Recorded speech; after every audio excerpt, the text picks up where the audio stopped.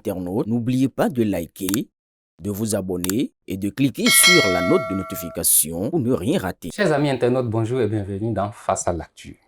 Le Bénin veut devenir un monde de splendeur. Suivant la vision Bénin 2060, un monde de splendeur qui est la nouvelle marque pays du Bénin. C'est un mot d'ordre aussi pour le président Romuald Wardani, faire plus de 2 millions de visiteurs par an en matière de tourisme, faire en sorte qu'il y ait des pôles de développement territorial, un dédoublement du PIB au niveau du tourisme et de la culture, des chiffres qui impressionnent et des chiffres qui font galvaniser l'ardeur des populations. Mais un mois après son installation en tant que président de la République, où en sommes-nous? C'est tôt, mais les prémices. Qu'est-ce qui se fait sur le terrain? On veut savoir les festivals. Qu'est-ce qu'il en est? Les artistes, les communautés locales, sentent-ils réellement le nouveau vent depuis un mois? Ou doit-on encore continuer à patienter? Sur ce plateau, nous recevons un acteur qui n'est pas de moindre, qui est dans le domaine, qui, comme on le dit souvent, un sachant. En face de lui, nous allons essayer d'évoquer le discours officiel et le vécu sur le terrain, parce que c'est un acteur de terrain. Donc, sans filtre, il va essayer de nous éclairer sur la politique culturelle et touristique du Bénin sous le président Romuald Wardani.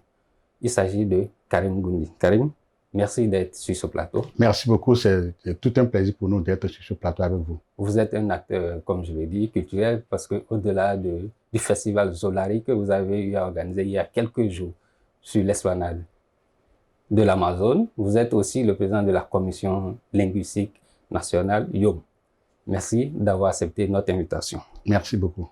Quand on parle de politique touristique ou bien culturelle de Romuald Wardani, certes, comme je le disais dans l'introduction, ça fait déjà un mois qu'il est là, mais qu'est-ce que cela regorge? Qu'est-ce que cela incite? Merci beaucoup à vos internautes. Il faudrait que je donne quelques précisions et vous dire aussi les constats que je fais face sur le terrain. Je suis Karim Goundi, président de la commission linguistique YOM, section de Cotonou, parce qu'on a un président national qui dit président d'une commission linguistique dit forcément quelqu'un qui est en contact avec la culture. Donc c'est pourquoi quand vous dites qu'on est acteur culturel, vous avez bien dit qu'on est vraiment acteur culturel, parce qu'on ne peut pas être président d'une commission linguistique sans être au contact de la culture, sans promouvoir la culture de notre ère culturelle.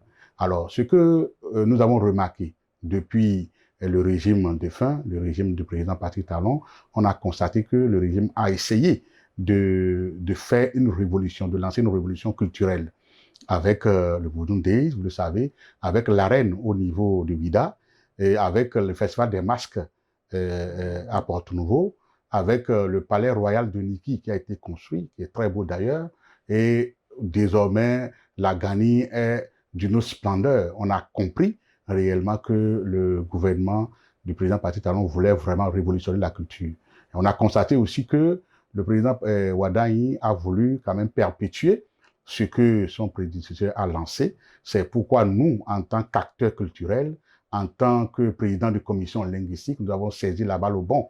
Parce que quand le gouvernement a une vision, quand le gouvernement veut transformer les choses sur le terrain, il faudrait que les acteurs du terrain puissent alors se mettre sur le même diapason que le gouvernement, pour que chacun s'organise pour faciliter la tâche au gouvernement, pour que réellement ce que le gouvernement entrevoit faire soit réellement une réalité. C'est ce que la commission linguistique YOM en général, nationale et particulièrement la commission linguistique section de Cotonou est en train de faire. Nous avons organisé, comme vous l'avez tantôt dit, un festival des arts et cultures Zolari sur l'esplanade de l'Amazone le samedi passé. Ce fut une très belle fête et on a exposé notre culture. Donc ce que nous remarquons sur le terrain, nous remarquons réellement qu'il y a une volonté de faire et nous, en face, nous organisons pour réellement être pris en compte par la politique gouvernementale. Le gouvernement Wardani, dans son projet de société, bon, qui est déjà passé, qui deviendra d'ici quelques mois, je dirais, programme d'action de son gouvernement, parle de 6 pôles touristiques et de villes de splendeur, comme la marque du pays. Aujourd'hui, vous, en tant qu'acteur culturel, comment peuvent-ils, ou bien comment les acteurs culturels peuvent-ils s'appuyer sur ces acquis du président Wardani qui ne sont pas encore visibles sur le terrain? Alors, il faut reconnaître, il faut dire, il faut rappeler à vos internautes et que réellement, il faudrait, quand un gouvernement a une vision, le gouvernement essaie de mettre d'abord la vision sur papier. Et c'est ce qui a été fait dans le programme d'action du gouvernement. Il faut rappeler que l'ancien régime, le régime du président Talon, a divisé le pays en 4 pôles touristiques. Il y a l'ère Adjatado, dans le sud du Bénin, il y a l'ère Yoruba, il y a le Grand Borgou, et il y a la culture des montagnes. Donc ça fait 4. Bon, maintenant, après le départ de ce régime, ils ont d'abord suspendu ces agences, ce sont des agences qui géraient ces pôles-là, et maintenant nous venons d'entendre que le gouvernement du président le gouvernement Wadagne veut transformer le Bénin en 6 pôles au lieu de 4. Ça veut dire que le gouvernement veut faire en mieux. Nous attendons de voir, certainement, le ministre de la Culture et du Patrimoine va inviter les acteurs culturels, va discuter avec eux. Il faut déjà signaler que quand nous préparions notre festival, on a remarqué au niveau du ministère que des choses sont en train de s'organiser.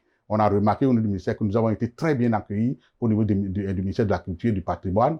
On a été très bien accueillis et je pense que d'ici à là, les acteurs culturels vont être invités pour s'appuyer sur les réalités culturelles de nos régions pour que nous puissions réellement rendre effectif ce que le gouvernement a annoncé. Est-ce que c'est l'accueil seulement qui est suffisant? Est-ce que c'est seulement l'accueil qui peut permettre de... Bon, effectivement, il faut d'abord l'accueil. Voilà. Il faut d'abord l'accueil, il faut d'abord nous féliciter, nous ont félicité.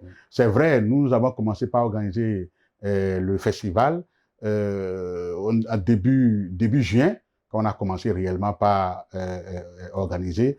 C'est vrai que l'argent qui gère, c'est de l'argent public. L'argent public, il faut d'abord le budgétiser. Donc, on ne peut pas venir en juin, et nous sommes conscients qu'on ne peut pas venir en juin et tout de suite avoir le financement public. Donc, ça veut dire que c'est à nous, acteurs culturels, de nous préparer, par exemple, pour 2027 et de faire nos rapports et de tout mettre en œuvre par rapport à ce que nous voulons pour rentrer dans les PTA. Donc, je pense que c'est vrai, l'accueil ne suffit pas, vous avez raison, mais il faudrait aussi que, parce que ce n'est pas l'argent privé, c'est l'argent public, il faudrait aussi qu'il y ait de la traçabilité dans ce que les gens font. À nous de nous organiser très tôt et de rentrer dans la marge, de rentrer dans le canevas que les dépenses publiques autorisent pour que réellement les gens puissent nous mettre dans leurs dépenses pour nous aider à organiser nos festivals. Toujours, le président Wadagne a dit qu'ils vont structurer les industries culturelles. Donc, ça veut dire que ces agences, certainement, il y a des sociétés qui s'occupent des festivals, qui s'organisent. Mais concrètement, en tant que promoteur, en tant qu'acteur culturel, qu'est-ce que vous attendez? Oui, ce que nous attendons réellement, effectivement, c'est d'avoir une structure en face de nous, comme ce qui est annoncé. Une agence, par exemple, qui s'occupe des festivals. On recense les festivals sur le plan national et on essaie de nous aider à organiser ces festivals-là et surtout de nous aider à faire une communication adéquate sur le plan national et surtout international. Parce que quand vous faites quelque chose, vous ne communiquez pas, rien ne va se passer. Il y a des spécialistes dans la communication culturelle. Il y a des lobbies qui peuvent bien positionner votre culture sur le plan international, puisque les gens puissent être intéressés. Les gens, il suffit seulement d'avoir un spécialiste qui vous organise un petit documentaire sur un festival et ça passe sur les chaînes sur le plan international. Nous aussi, nous organisons. Exactement, bon, nous organisons. Nous sommes preneurs, si vous voulez. Bien sûr, vous pouvez nous faire un petit documentaire qui va aller sur les chaînes internationales. Les documentaires, ce n'est pas seulement en français, ça va être en langue nationale, justement, après en français, en anglais, en espagnol, et pourquoi pas en portugais, ainsi de suite. Et on positionne ces documentaires-là à ce niveau-là. Vous allez voir, les gens seront intéressés, et les gens prendront l'avion, justement, pour venir suivre chaque année. Les gens viendront suivre nos festivals. Et c'est à nous de nous organiser pour que les festivals soient peut-être dans un mois donné, qu'il y a plusieurs festivals, pour que quand un touriste vient au pays, qu'il puisse quand même parcourir toutes ces régions-là pour vraiment enregistrer, voir, ainsi de suite, pour poser des questions sur nos cultures, parce que nous savons que notre culture, elle est vraiment riche. Ça veut dire qu'il faudra décréter peut-être un mois culturel où tout s'organise pendant cette période-là. Oui, moi, c'est ma proposition. Si vous voulez que je passe aux propositions, je pensais qu'on arriverait à là. On en arrivera à là. Voilà, sinon, j'ai une proposition concrète au ministre de la Culture par rapport à ce que vous avez dit justement. Et si vous voulez, on arrête, on attend d'abord, ou bien si vous voulez, on en parle. Proposez, Alors, bah, moi, ma proposition, c'est ceci. Ma proposition, c'est que l'arène qui a été faite à Ouida, il ne faudrait pas qu'on s'arrête à là. Moi, j'aurais voulu. Le président Patrice Talon a parlé de 4 pôles touristiques. Maintenant, le président Ouada vient parler de 6. Ce qui est bien, ça veut dire que c'est plus décentralisé. Alors, au lieu que nous ayons seulement l'arène de Ouida, il faudrait que chaque pôle touristique ait son arène. Quand on prend par exemple la culture des montagnes, il faudrait qu'on ait une arène. Et si on a les 6 arènes, on peut choisir le mois de janvier. On dit, bon, le mois de janvier, c'est le mois culturel. Et on va mettre des dates. Si on commence par exemple le 9, 10, 11 janvier à Ouida, pour la Vodun Days. Pour le Vodun Days, on va peut-être aller dans les...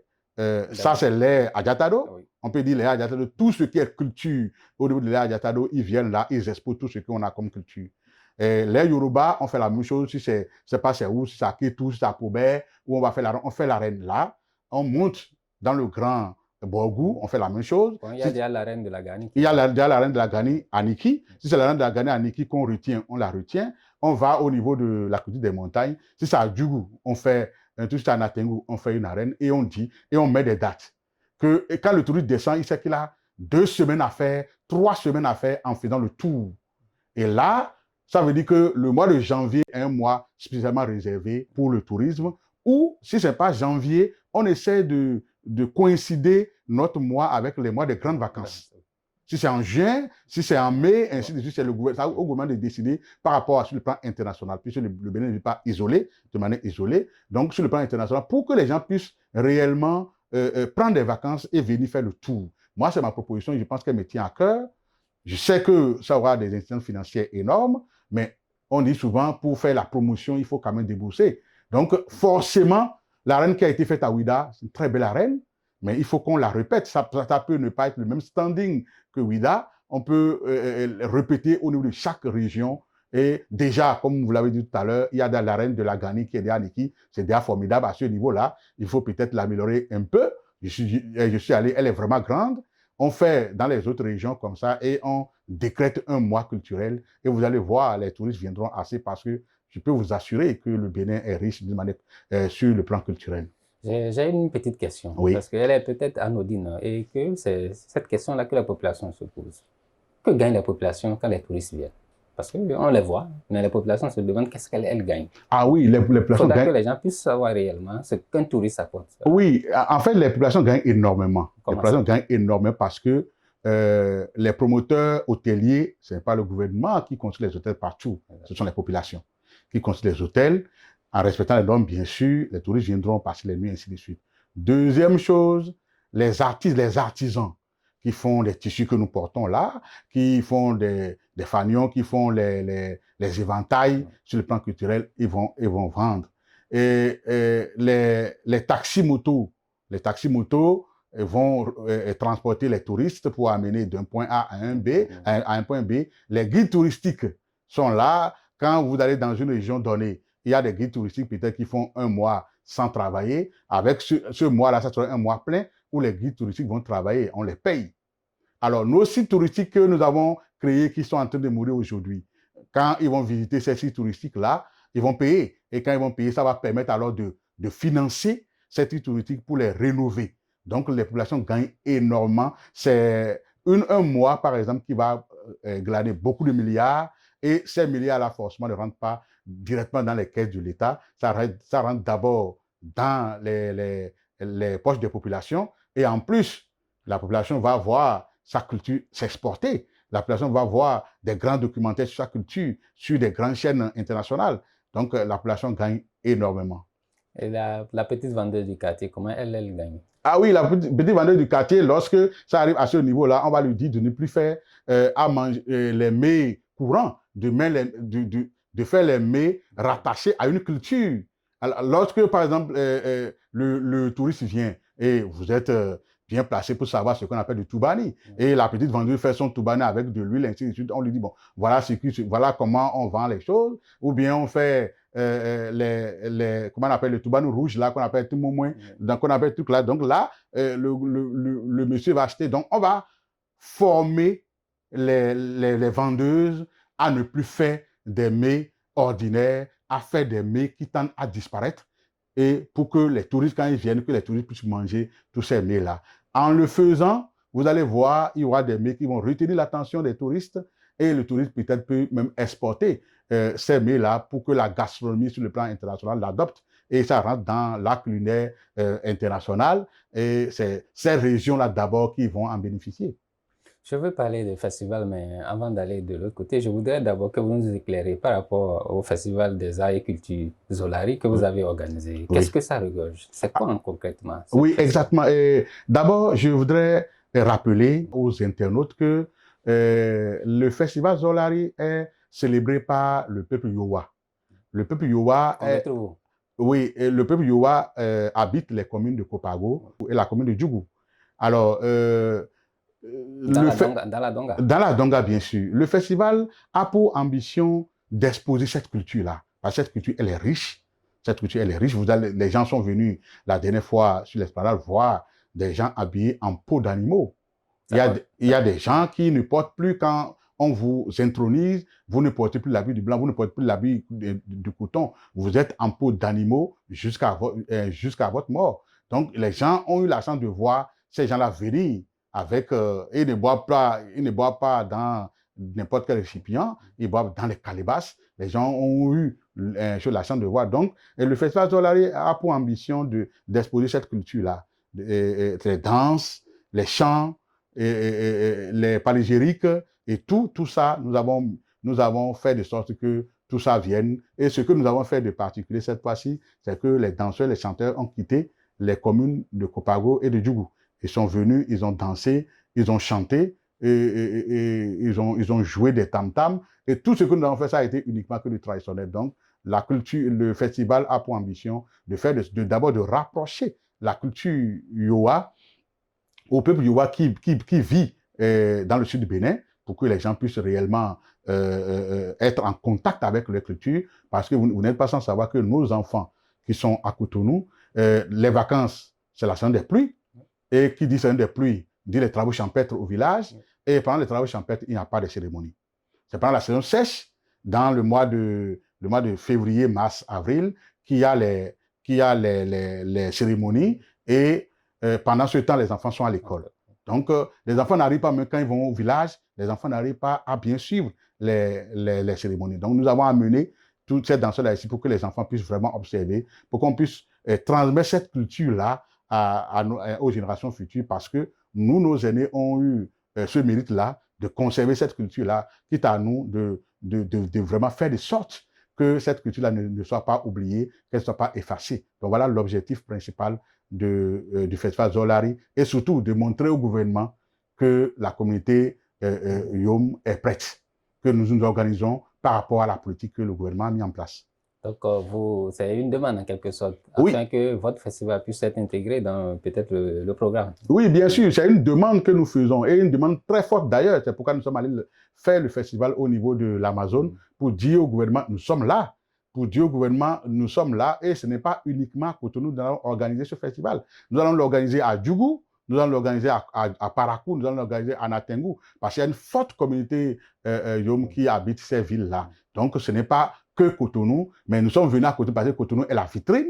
Nous sommes venus montrer réellement que, oui, le peuple Yowa existe et a une culture millénaire, et cette culture-là mérite d'être vraiment préservée et promouvoir. Festival des Arts et Cultures Zolari, est-ce qu'il y en a d'autres qui ambitionnent être dans votre dynamique, ou bien que vous suscitez aussi, pour avoir d'accompagnement, pour que vous ne soyez pas seul?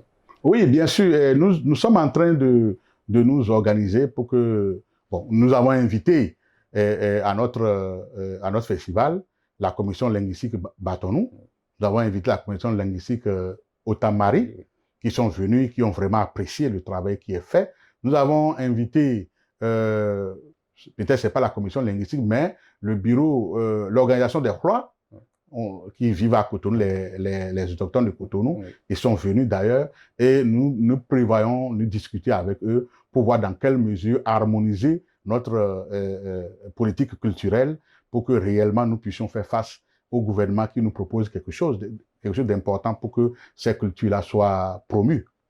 Depuis le début de l'émission, nous parlons de pôle touristique, 6 pôles. Aujourd'hui, si je suis un acteur culturel dans l'un des pôles qui sont ciblés aujourd'hui, qu'est-ce que je peux proposer pour que je sois intéressé par le gouvernement ou bien pour attirer le gouvernement vers moi? Le gouvernement a pour ambition uniquement de faire la promotion de notre culture. C'est la culture, c'est votre culture, il faut faire la promotion de votre culture. Les chants, les danses, et les rythmes de chez nous. C'est ça, on veut vendre ce que le Bénin a de plus cher. Ce que nos ancêtres ont mis en place depuis des millénaires, nous aujourd'hui, avec vous, les hommes des médias, avec les réseaux sociaux que nous avons aujourd'hui, nous avons l'obligation, nous avons le devoir de faire de sorte que, de positionner la culture. Parce que depuis la nuit des temps, la seule danse du Bénin qui est dans le patrimoine immatériel de l'UNESCO, c'est le Guélédé. Il faudrait qu'on travaille pour que d'autres danses poursuivent. Il y a des mets d'autres pays qui sont dans l'art culinaire sur le plan international. Il faudrait que nous fassions attention, nous faisons un effort pour que notre aussi art culinaire entre dans le patrimoine culinaire international. Donc, qu'est-ce qu'on fait lorsque vous êtes faites une enquête, allez vers les anciens, comme on le dit, et proposer au gouvernement l'originalité de la culture béninoise. Et c'est ce que nous faisons, c'est ce que le Zolari, c'est ce que nous faisons. On propose l'originalité parce que quand on a organisé le festival, on a des artistes qui font de la musique traditionnelle moderne. On a dit non, on ne veut pas de moderne, on veut typiquement le traditionnel. Parce que c'est ce que le gouvernement cherche. Lorsque vous rentrez dans ce schéma-là, le gouvernement va que voilà, avec ça, on peut financer. Lorsque le gouvernement finance réellement, ça veut dire que le gouvernement est en train réellement de faire une politique culturelle qui peut révéler le Bénin sur le plan international. Au niveau du Festival des Arts et Cultures Zolari, quels sont vos espoirs pour les prochaines éditions? Ah oui, les prochaines éditions, ce que nous avons vu, on a eu vraiment des gens qui nous ont soutenus. Donc on a vu réellement, on a tiré des conclusions, on a fait le rapport, on a tiré des conclusions, ce qui a marché, ce qui n'a pas marché. Et justement, on va vite, à chaque année, il faut proposer quelque chose. Il faut proposer un rapport, il faut proposer vos besoins. Il faut le faire le plus tôt possible pour que le gouvernement vous prenne en compte. Donc c'est ce que nous allons faire et il faut s'ouvrir, il faut aller vers le ministère de la Culture et du Patrimoine, discuter avec eux, pour qu'ensemble, pour qu'on fasse un truc de manière harmonieuse. Donc voilà, nos attentes sont grandes, nos attentes, dans un premier temps, avec ce que nous avons vu, nous voulons le faire un peu partout, à l'intérieur du pays, partout, parce qu'on a aussi des Yowa qui sont nombreux, une communauté très nombreuse au Niger, ils ont envoyé une délégation, on a aussi une communauté très nombreuse au Nigeria. Donc, on veut faire de sorte que tous ceux-là soient intéressés. On veut faire de sorte qu'ils se disent, si on s'organise bien, qu'ils viennent, par exemple, chaque année comme un pèlerinage. Qu'ils reviennent au pays. Au nom de ma culture, je reviens au pays pour une semaine culturelle. Et après, je repars là où je suis. Au Ghana aussi, de passage, je salue le roi des Yowa du Ghana qui nous a vraiment félicité à travers une vidéo. On lui dit merci beaucoup. Le président des Yowa du Nigeria aussi nous a félicité. Celui aussi du Niger a fait de même. Nous avons la diaspora des Yowa qui sont en Europe, qui nous ont vraiment félicité, qui nous ont appelés. Nous les disons, ce n'est que partie remise et qu'ils se préparent réellement à nous soutenir. Les fois à venir sera vraiment très grandiose. Voilà, nous tirons vers la fin de l'émission. Si vous avez un mot à l'endroit du gouvernement par rapport à sa politique culturelle et touristique, qu'est-ce que vous avez à dire?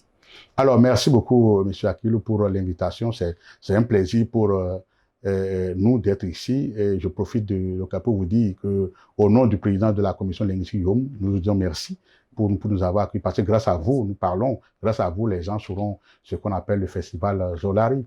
À l'endroit du ministre de la Culture et du Patrimoine, Monsieur le ministre, nous sommes disponibles à discuter avec vous.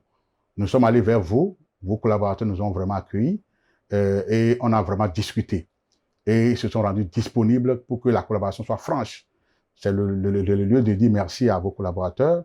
Nous voulons désormais que, comme vous l'avez dit, que le dialogue soit direct entre nous. Nous prendrons toutes nos disponibilités pour que nous puissions envoyer nos demandes très tôt pour que ça puisse entrer dans vos PTA. Et nous voulons réellement que ce n'est pas pour trahir le secret, que nous savons que vous êtes en train de faire un effort pour recenser les acteurs culturels du privé, pour les encourager. Nous vous disons merci d'avance et nous vous disons vraiment aller dans ce sens-là, parce qu'en le faisant réellement, d'ici quelques années, on va révéler le Bénin autrement sur le plan culturel. Ensemble plus loin, c'est le leitmotiv du président Romain Wade. Karim, merci d'avoir accepté d'être sur ce plateau. Merci pour votre authenticité, pour ce regard sans concession sur la politique culturelle et touristique du Bénin. Merci pour l'éclairage que vous avez eu à faire par rapport au festival et par rapport aux demandes que vous avez faites à l'endroit du gouvernement béninois. Une question se pose, c'est entre les grandes annonces du président Romain Wade et la réalité des acteurs culturels que vous venez de développer ici sur ce plateau. Est-il en train de se construire ou bien il reste à construire? Il est à 1 mois déjà en tant que président de la République, donc le meilleur reste à venir. Merci pour ces initiatives comme Zolari qui prouvent que le Bénin a un potentiel culturel immense. Reste à savoir si les autorités sauront transformer ces promesses en action et les demandes réalisées. La jeunesse béninoise, elle, attend des actes et pas seulement des discours. Karim l'a démontré sur ce plateau. Face à l'actu, continuera de suivre ce dossier de près. Merci à vous, chers amis internautes, de nous avoir suivis et prenez le rendez-vous du prochain numéro. À bientôt.